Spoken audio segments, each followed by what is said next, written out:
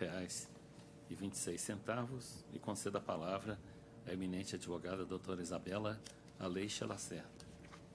Primeiramente, boa tarde, ilustre presidente e relator.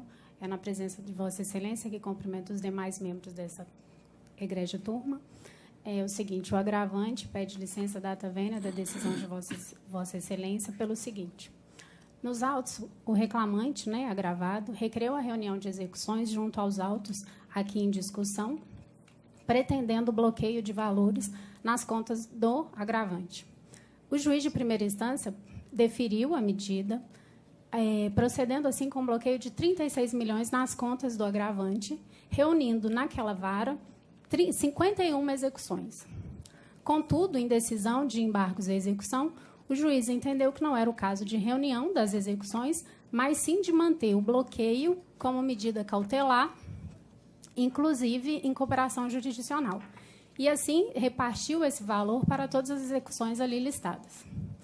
Entretanto, Excelências, no caso, o reclamante agravado, em nenhum momento na sua petição, onde ele requereu apenas a reunião das execuções, ele fez pedido de bloqueio cautelar ou de cooperação jurisdicional. Inclusive, no caso desta última, sequer caberia o pedido pelo reclamante, uma vez que, de acordo com o CPC, a cooperação jurisdicional ela é um ato entre juízos e caberia aos juízes entre si acordarem essa situação, não competindo à parte esse ato discricionário. Dessa forma, entende o agravante que, uma vez verificada a impossibilidade de reunião das execuções, caberia ao juiz de primeira instância afastar o bloqueio, retornando os valores às contas do agravante. Além disso, a questão central e mais importante nesse processo é com relação ao princípio da igualdade, pois entende o agravante que não houve respeito ao princípio, garantia fundamental e constitucional ao direito à igualdade dos credores trabalhistas do agravante. Pelo seguinte, considerando a situação do agravante que encontra-se em liquidação extrajudicial e não possui patrimônio livre para dispor, para garantir as suas execuções, o bloqueio nesse alto valor de 36 milhões de reais deveria, sim, ser distribuído não só a 51 execuções que tiveram a sorte de serem listadas nesse processo e terem como um advogado comum. Essas execuções, sim, poderiam ser beneficiadas, não se quer tirar direito desses reclamantes, mas poderia o valor abranger um montante muito maior de execuções do agravante. Isto é, dessa forma, entende o agravante o seguinte, não sendo o entendimento dos demais votantes pela reforma do agravo de petição, pela reforma da sentença, e retorno dos valores às contas do agravante, que se permita a reunião, sim, de todas as execuções que se processem em face do agravante, para que, ainda que de forma proporcional, cada exequente que hoje tem ação na Justiça do Trabalho em face do Banco Rural possa receber uma cota parte e satisfazer, ainda que de forma proporcional, o seu crédito, até que seja finalizado o quadro geral de credores, quando houver o pagamento do restante. É o que se espera e é o que se pede. Eu também vou me conceder vista nesse processo, porque se me afigura efetivamente abusiva esse bloqueio em liquidação extrajudicial.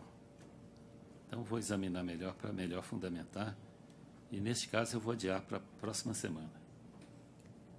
Muito obrigada, boa tarde. Boa tarde.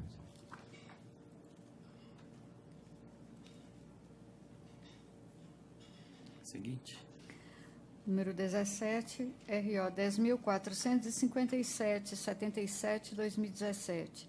Está presente o Dr. Emerson Silva, pelo reclamante recorrente. Número 17, RO 10.457.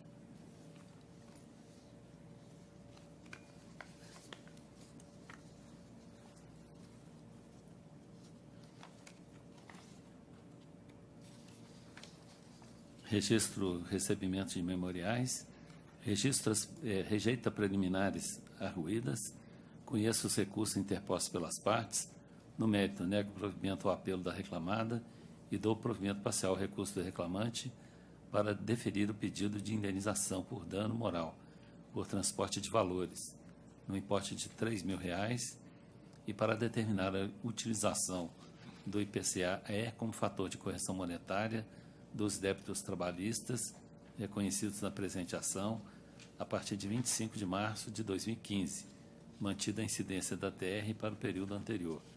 Mantém o valor da condenação por compatível e conceda a palavra ao eminente advogado Dr. Emerson Fernando Silva. Peço licença para cumprimentar a todos na pessoa do senhor presidente. Boa tarde.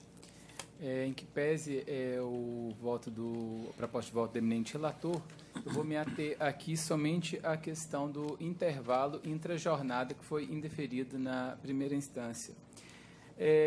O fundamento da sentença foi no sentido de que a prova testemunhal restou dividida, que os depoimentos foram diametralmente opostos.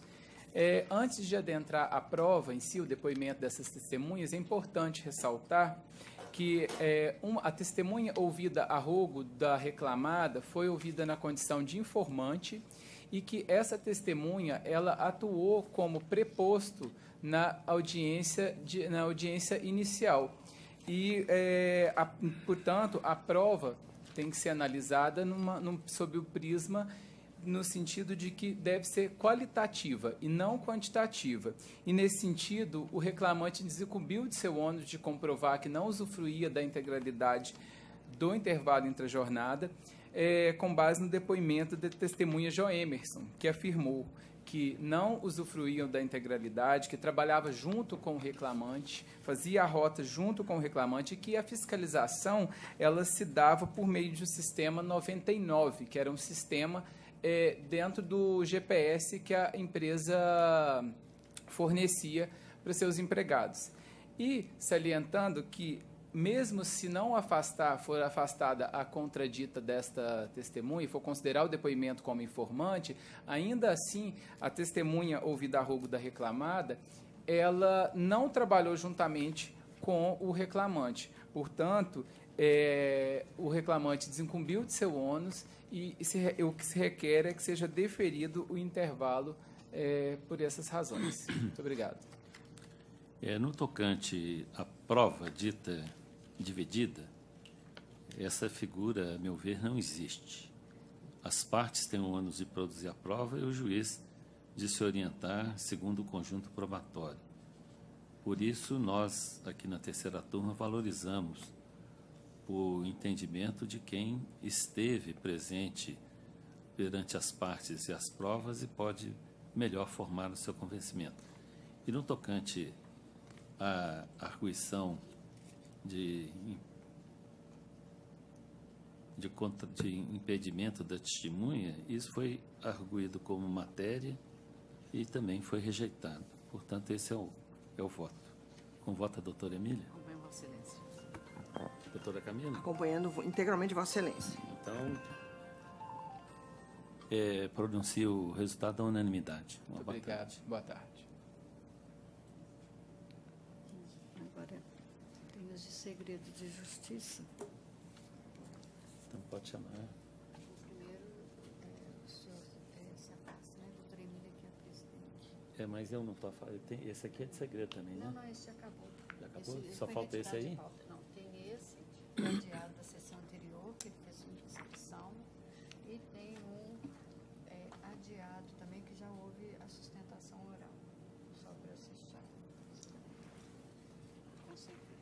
Eu passo a presidência à eminente desembargadora doutora Emília para colocar em pauta aí o processo de segredo de justiça, o primeiro da pauta de Vossa Excelência.